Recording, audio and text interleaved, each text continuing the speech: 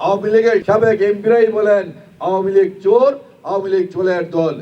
এই চোরের দল গত 16 বছর বাংলাদেশের টাকা লুট করে নিয়ে গেছে, সোনালী ব্যাংকের টাকা লুট করে নিয়ে গেছে, হল মার্কেট টাকা লুট করে নিয়ে গেছে, শেয়ার মার্কেটের টাকা লুট করে নিয়ে গেছে, বাংলাদেশ ব্যাংকের স্বর্ণ লুট করে নিয়ে গিয়েছে, বাংলাদেশকে শূন্য করে দিয়েছে।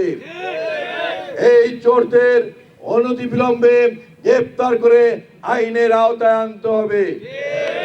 আমরা দীর্ঘ 16 বছর এই চোরদের বিরুদ্ধে তারেক রহমানের নেতৃত্বে আন্দোলন সংগ্রাম করেছিলাম। সর্বশেষ গত 5ই আগস্ট ছাত্র জনতা যে আন্দোলন শুরু করেছে, তারেক রহমানের নেতৃত্বে বাংলাদেশের প্রতিটি গ্রামগঞ্জ থেকে যুব সমাজকে, ছাত্র সমাজকে ঐক্যবদ্ধ করে আমরা সেই আন্দোলনকে বেগবান করে শেখ হাসিনার পতন নিশ্চিত করেছি।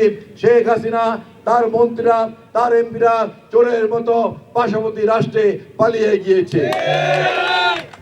পার্শ্ববর্তী রাষ্ট্রে পালিয়ে গিয়ে পার্শ্ববর্তী রাষ্ট্রের সাথে মিলে বাংলাদেশের স্বাধীনতার সার্বভৌমত্বের বিরুদ্ধে, বাংলাদেশের গণতন্ত্রের বিরুদ্ধে, আমাদের এই দেশ 90% মুসলমান, এই মুসলমান দেশের ইসলামী মৌলবাদের বিরুদ্ধে আজকে চক্রান্ত করছে, ষড়যন্ত্র করছে।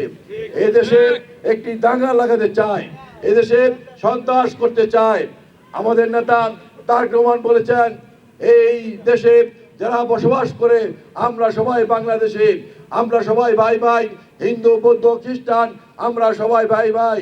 এখানে ধর্মের নামে দেশকে বিভক্ত করা যাবে না।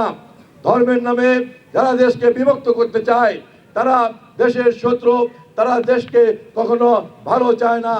ধর্ম যার যার, নিরাপত্তা সবার। আমরা সবাই তারেক রহমানের হাতকে শক্তিশালী করে আমরা এদেশের বিরুদ্ধে নতুন করে চক্রান্ত ষড়যন্ত্র শুরু হয়েছে তা আমরা প্রতিহত করব।